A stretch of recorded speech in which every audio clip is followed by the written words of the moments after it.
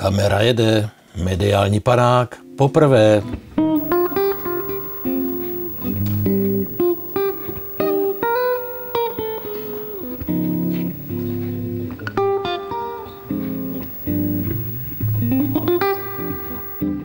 Pane Juračko, můžem? Mediální panák, podruhé. To je těžké, že? A co nejvíc v obrazovce? Musíte tam, odkloňte se, ať nejste vidět. Teď tam skočte z boku. Jste moc na vrchu. Já jsem jako... Moc na vrchu. A tady se dívejte do toho. Ještě se odkloňte víc, no tak nějak. A tak, ještě vás vidím. Ještě vás vidím, tak a teď.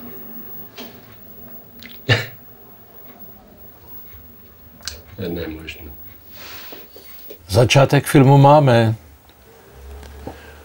V roce 2000 jsme začali natáčet po vzájemné domluvě s panem Juračkou film o Antonínu Juračkovi.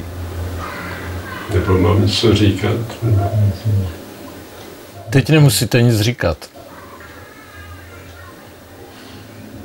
Já si takhle předu ksichtu.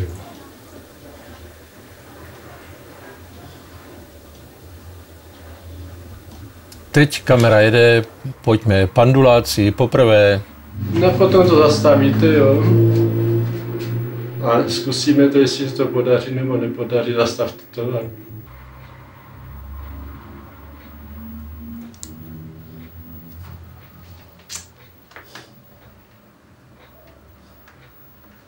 To už. Zkuste ještě, kdybyste potřebovali ten obraz, zkuste úplně jako... Kam? Zmizet, tam jako... Tak, dobře. My jsme s tím předtím hejbu, tak... To je velký. Nebyl by, že já se tam nevidím. Tak počkejte. Jestli se chcete dívat na diváka, tak musíte tam... No já, ne, na divák, tady se chci dívat, jo. Tak můžu začít, jo. Jo, tady. Zkusíme zase. Řekněte mě, jestli mám hlavu dolů, nebo jestli se má zastavit. Dobrý.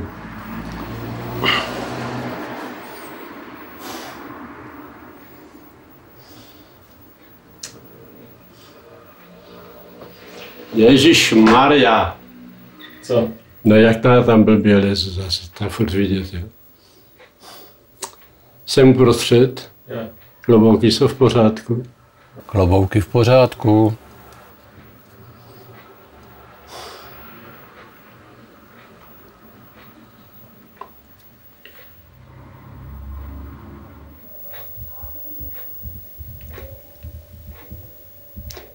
A teď na ten vrchní ten ksicht čím dál větší, čím největší, tím nejlepší.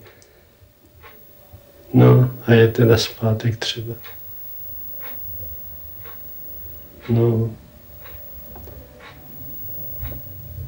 A nahoru, tam na to, až šíří.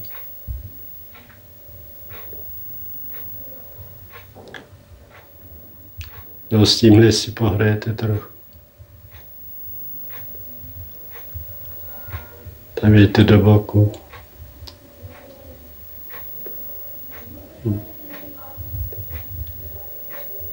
Jdete až nahoru. A jestli jdete dolů, tak potom jeďte rychleji nahoru. Na ty nohy. Tak no. A je třeba ještě.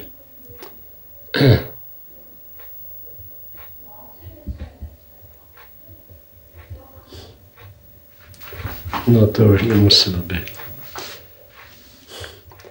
Tak to skončíte. No dobrý.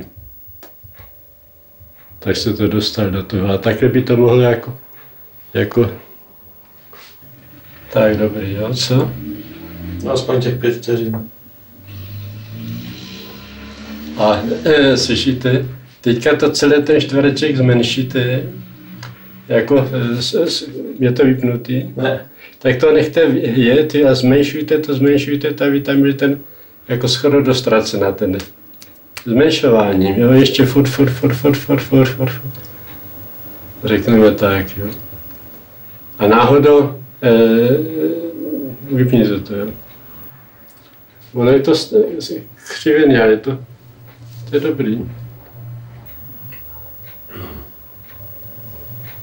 Pane, slyšíte? Tak teďka tu rychlost je celkem v pořádku. Nechte to tak a jděte znovu, jo. Nikdy jsem netušil, že po tolika letech, po takové době, budu vzpomínat na Tondu Juračku, jak jsme mu říkali, a že budu mluvit o svých dojmech, o svých pocitech a hlavně o jeho práci. Předem byl to muž velmi pilný, velmi pracovitý a velmi precizní. Jeho kresby jsou suverénní, jsou vynikající a překračují blanenský formát snad 100krát, a to nepřeháním. Byl vynikajícím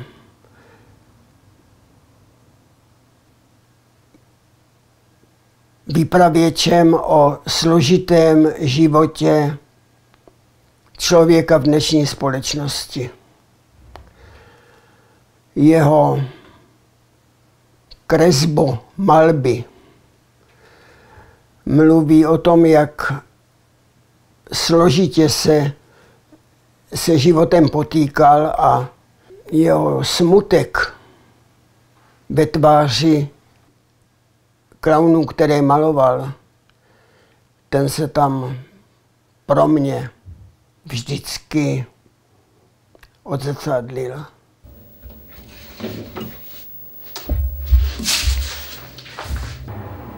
Podívejte se. A z toho to vyzvětšujte do jednoho ksichtu. Tady, jo. Jako tak. Nehebete s kamerou, jenom tak s tím, a čím víc, jo. To je nejvíc. Co? To je nejvíc. No dobrý, no. Tak. Už to mám. No dobrý. A nechcete, aby se to točilo? Teda. Zanimovalo se to? No bylo by to nejlepší, ale to... Počkejte. To neuděláme. Nechte mě to s tím dělat.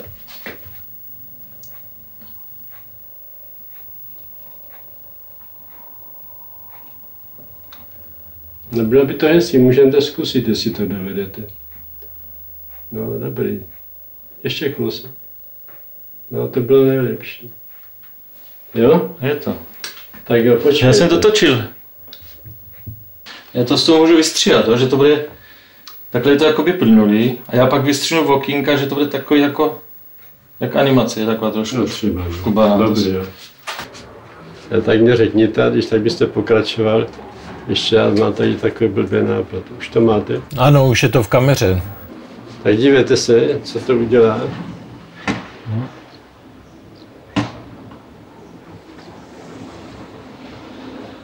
Je to rozumný? No, zkuste tak, jak on ukazuje tím, ten prst tam dát. No, všemu to navrchu. Tak. Já ho hned oddělám, no. Aby to bylo takový...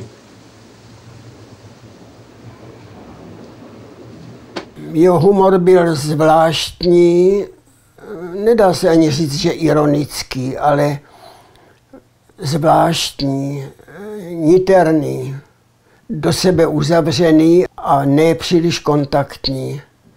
A tak je to i s mnoha jeho malbami a kresbami.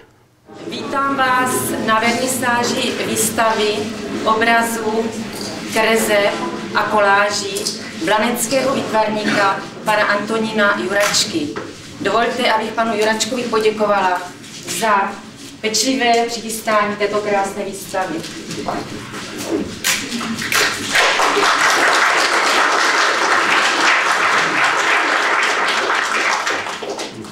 K výstavě promluví paní doktorka Bronislava Gabrielová z Brna. Potom bude následovat koncertní vystoupení z tvorby členů hudební sekce Sdružení Q v podání Petra Haly z Brna. Dámy a pánové, vážení přátelé, Galerie města Blanska začíná rok 2000 v skutku šťastně. Tato výstava je působivá, veselá, myšlenkově závažná, ale nechybí ani určitý hrot ironie. V současném výtvarném životě není pro umělce snadné prosadit se novým výtvarným názorem. Ještě nesnadnější je objevit v dnešní záplavě módních, většinou nepůvodních instalací vlastní výtvarný nápad, respektující v historii ověřená tvůrčí média. K výtvarníkům, kteří dosáhli obojího výsledku, patří i Antonín Juračka. Díla, jež nás obklopují na této výstavě, o tom přesvědčivě svědčí. Pana Juračku znám od roku 1970 a asi 15 let trvalo, než jsme si začali tykat a spolupracovali jsme dlouho. Takže on byl skutečně osobnost, kterou bylo jako trošku složitější navázat kontakt, ale potom už to bylo bezvadné a stálo to za to. Já jsem s ním spolupracovala hlavně v rámci výstav, protože on založil tehdy Síň umění v závodním klubu ČKD a já jsem pracovala na okresním kulturním středisku a někdy jsme se sešli právě při přípravě těch výstav, protože my jsme neměli prostory, ale mohli jsme výstavy dělat a závodní kluby zase měli ty svoje výstavní prostory, takže tam se to potom sešlo. A pamatuju si, že když potom třeba jsme dělávali výstavy i v galerii města Blanska nebo v muzeu, tak v galerii vždycky, když byla vernisáž, tak on stál po pravé straně dveří. Takže když jsem tam přišla, tak i a vítal.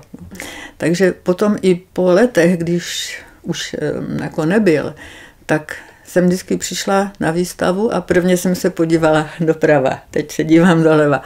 Obrazy Antonína Juračky, jak je možné plným právem jeho tempery, kresby, koláže nazývat, upoutávají pozornost nejen jasnou barevnou stupnicí, ale především tajenkou, kterou obsahují. Její rozluštění navodí úsměv, pocit uvolnění. Některým skladbám nechybí ani hlubší smysl. Upozorňují na lidskou malichernost či podbízivost mocným. Ve většině kompozic nad černým humorem převládá humor hravý a osvobozující. Juračkova světlo vyzařující díla přinášejí blahodárnou, v životě i umění potřebnou oázu mírné vtipnosti a dá se říct, jak píší v katalogu, i trochu rozpustilosti. Možná by bylo dobré říct, že kromě té jeho vlastní práce, on vlastně měl těch vrstev jako pracovních hodně, protože jednak byl zaměstnaný jako výtvarník v tom národním podniku ČKD. Vedle toho pracoval sám doma, to byla volná tvorba, že na tomu stačil doma ten stůl, to byly ty čáry, obrazy a podobně.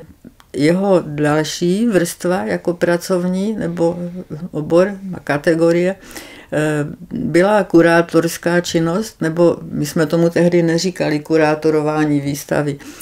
Tehdy jsme instalovali výstavu, nebo vím, že když snad poprvní jsem byla v tom závodním klubu na jeho výstavě, kterou on připravil, tak se říkalo, pan Juračka je komisař výstavy. Tak, komisař, to zní pěkně a je to určitá laťka. Juračková tvorba 90. let, která na výstavě převažuje, má přes svou rozsáhlost jednotný výtvarný styl. Předchází jí objev tajemství nekonečné čáry, vytvářející složitá kresebná soukolí. Rovněž nyní v těchto dílech je cizelovaná kresba nosným jádrem všech prací. Krátká i dlouhá, Křehká i razantní čára lemuje plochu a směřuje k pozoruhodným tvarům.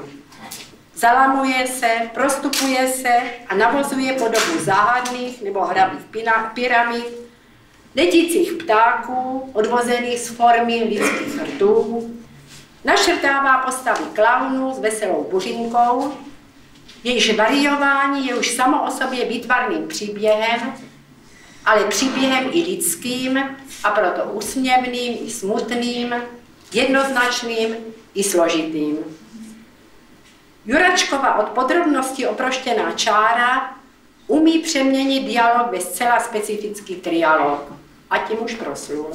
Tehdy, když kresba profilu tváře pokračuje v protisměru náznakem dalšího profilu.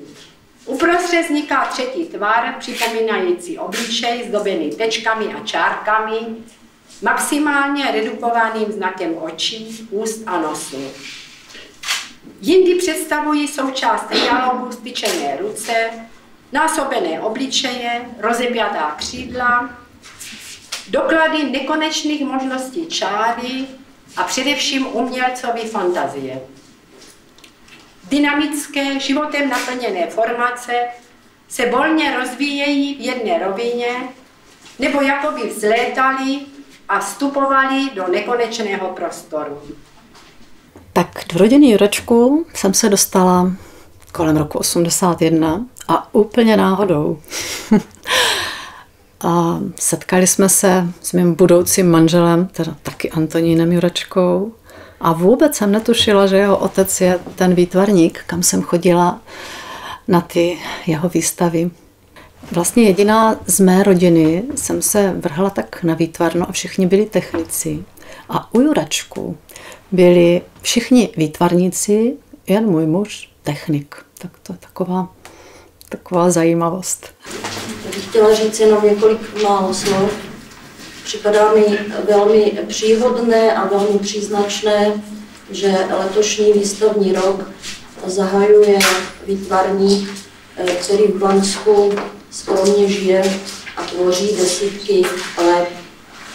Muž, který je pro mě reprezentantem velkorysého ducha a obrovské citlivé duše, citlivé především pro tragikomiku běžného denního života, pro okamžiky komunikace mezi lidmi.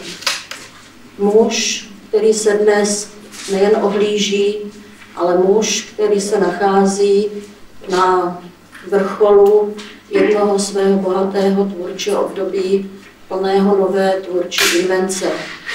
Já bych mu chtěla poděkovat za všechno, co vytvořil a popřát ke všemu, čím nás ještě obohatí.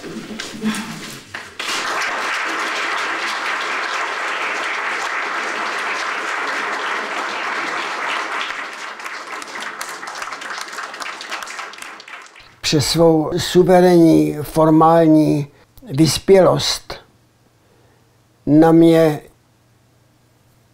tu a tam působili s tím velkým otazníkem, kterému se říká proč. Já sám jsem mu mnohdy nerozuměl a je to samozřejmě mou nedostatečností. Je to tím, že jsem nepostihl všechny nuance jeho duševní potence, jeho složitého nitra. Tak, jak on se díval na svět, na lidi, i na ty klauny, ale právě ti klauni, ti smutní pánové, který jsou samá ruka, samá noha, tak ty mě ubezpečují o tom, že se i tak trošku ve své smutné duši životu vysmíval. Nesmál. Směje se třeba pan Suchý, ale Tonda se někdy i trpce usmíval. Kamera jede. Můžem čáry. Jo. To když jsem jako byl poprvé v životě jako v 69. za hranicemi, v Aténách, v Řecku a tak podobně. A to jsem ještě měl tu snahu být slavným realistickým malířem, jo. Tak jsem jako vylezl si na střechu jako v hotelu a snažil jsem se za půl hodinky nakreslit celý Atény a takhle to dopadlo. No. Prostě já jsem v té rychlosti vlastně začal jako tahat tušku v duchu, jako řeckého ornamentu. No. A řekněte mi až, jo. Můžete, no. Jo. A v duchu toho řeckého ornamentu, takzvaného meandru, se mně podařilo vytvořit takovou jako strukturu, která se mně stala, která se mě natolik zalíbila, že jsem potom jenom z hlediska formálního začal tyhle struktury konat dělat. Jo?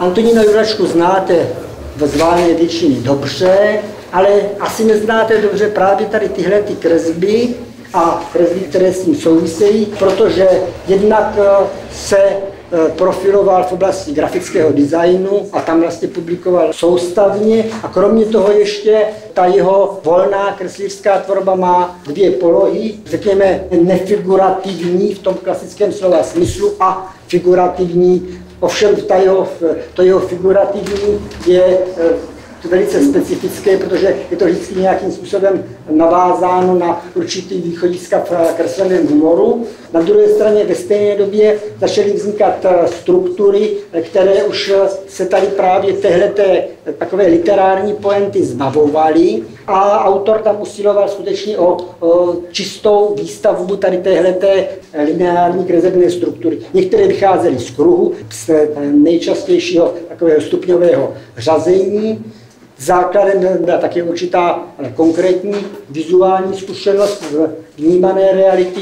Docela zajímavé je, že to byla zrovna jeho cesta do Řecka a setkání s Aténami, jednak s historickou architekturou, ale taky se strukturou toho města.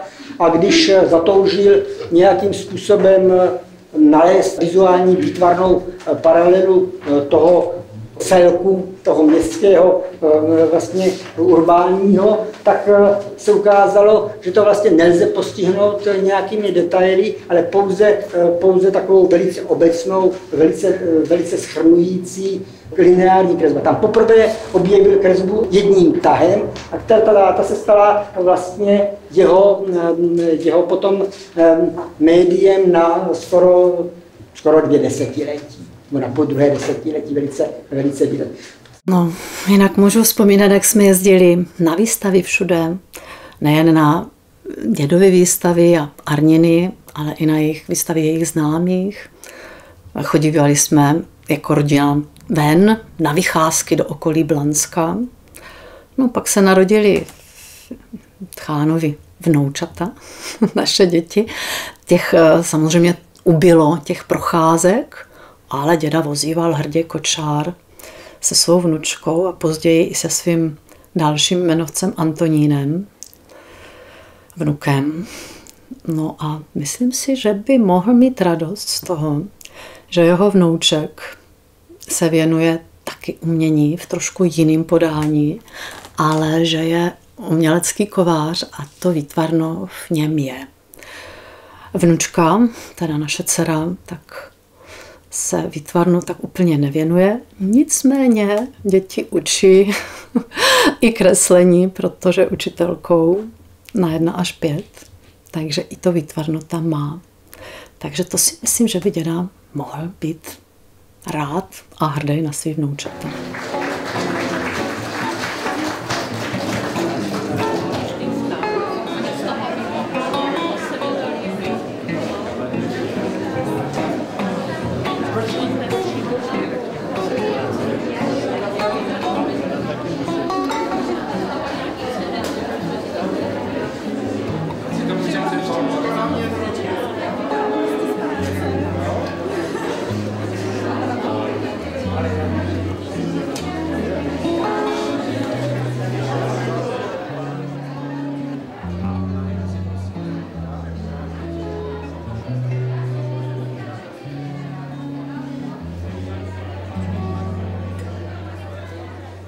mužem, kamera jede, skřínky.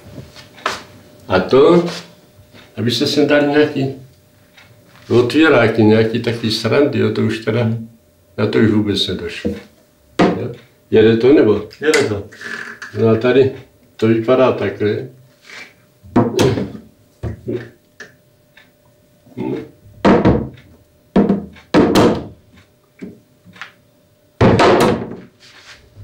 No tak. Všude zdánlivý pořádek, nepořádek.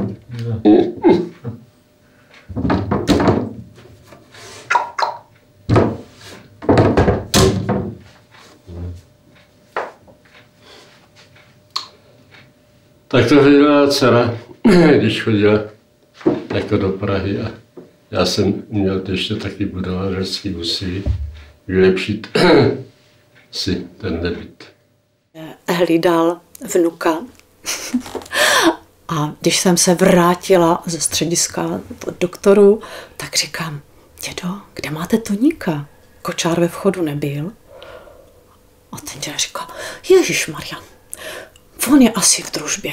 No tak jsme letěli společně hledat Kočár do obchodu, před obchod, před družbu a on tam ten Tonda spal v tom kočáře a bylo mu úplně jedno, jestli spí u dědy nebo před obchodem.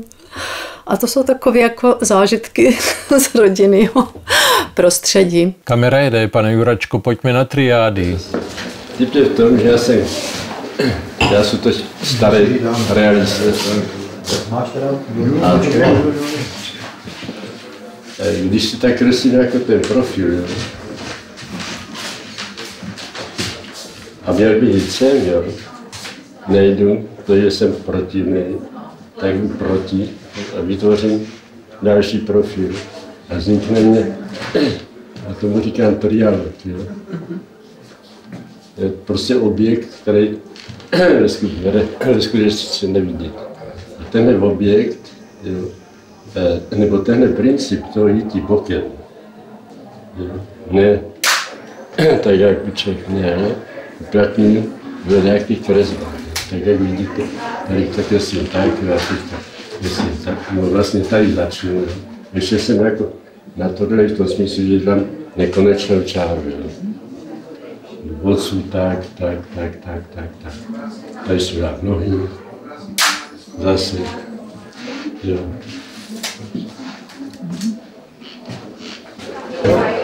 Jede to nebo to nebo? Jede. Tak to už nechte, to stačí. Z lásky budu ráda. Z lásky. No to je ono. Tak nepřešlení a je to pěkný. Přesto dlužno podotknout znovu, že jeho kresby jsou suverénní, krásný a vypovídající o jeho hluboké a nesmírně složité kunštýrské duši. Já jen takovou představu.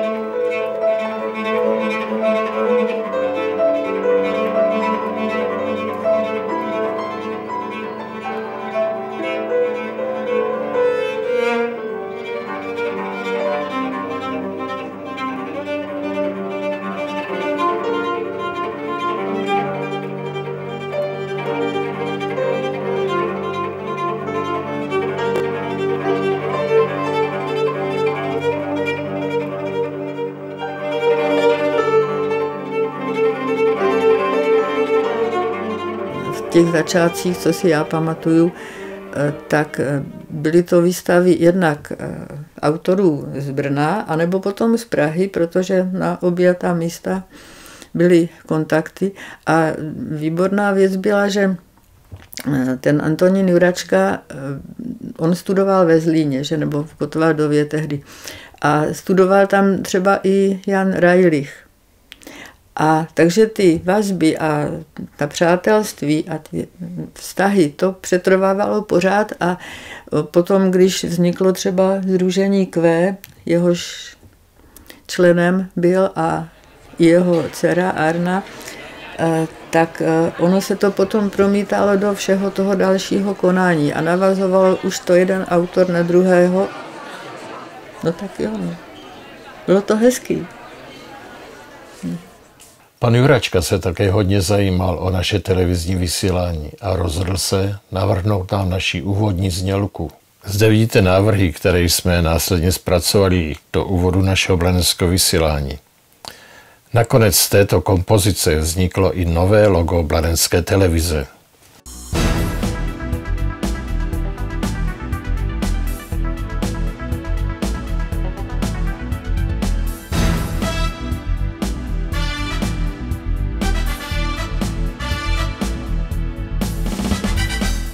Kamera jede, výstava na zámku poprvé.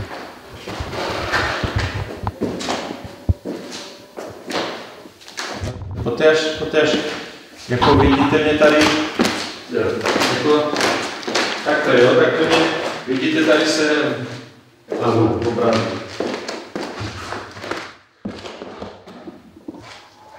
S těma rukama nebo bez? S těma rukama. Až tam? Ne, tak můžete pak tady tak jako.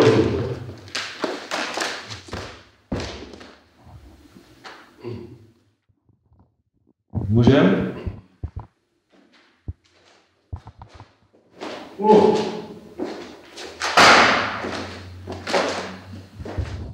Kamera jede, Mašíčka poprvé. No tak já se podívat tady na toto, jo. A. Vidíte, já jsem to zapomněl. Tak ještě. Co jsem chtěl dělat, jo. To je zajímavé, když to člověk jako... Aha. To je trapný. Tak to zkuste ještě jednou, to potom vybereme.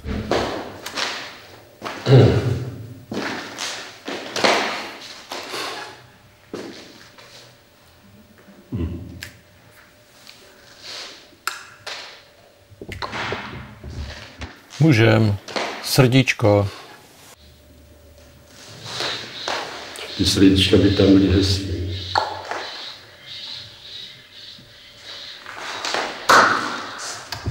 No. Nevíte, jak jsem se otáčel. Dobrý. Kdybych měla zmínit dědovu práci výtvarnou, tak byl neskutečně pracovitý, protože kdykoliv jsme přišli, tak děda nad něčím pracoval. Většinou měl puštěný rádio v kuchyni a na úplně obyčejným pracovním kuchyňském stole vlastně kreslil. A pořád.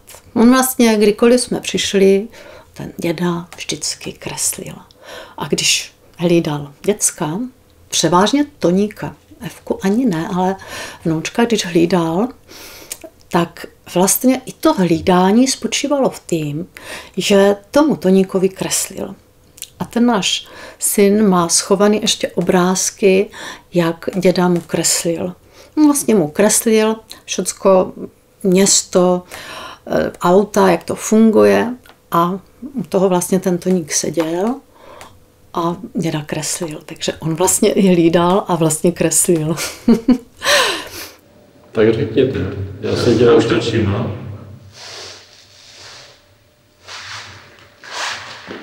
Můžu odejít. Kousíček dál na ty obrázky.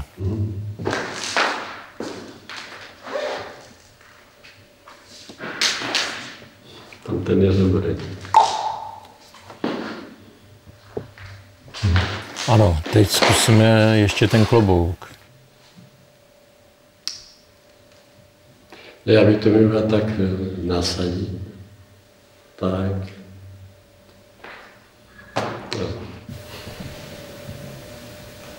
No. Točíte? Točím, kamera jede. No, tak to máte říct. Říkám, točím. Já si myslím, s těma rukama, že uděláte tak ten obrázek, zkuste to. A jo, takhle.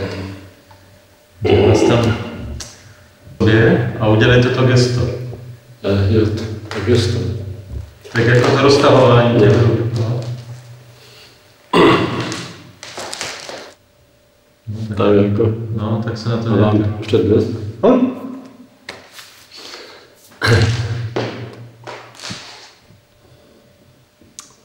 No, ještě něco. Teď při promítání pracovních záběrů jsem viděl, jak se Tonda snažil hrát svoje kresby. Jak se úpěnlivě snažil svým obličejem vyjádřit to, co tak suverénně uměl vyjádřit kresbou. A musím konstatovat, že zdaleka nebyl tak vynikající herec, jako byl kreslíř. V těch kresbách je toho daleko víc. Rozumíte mi, protože když já nechám kameru na místě... Ne, přesně, dělejte, nezdržujte se. Že ty klidně víc. Dobrý.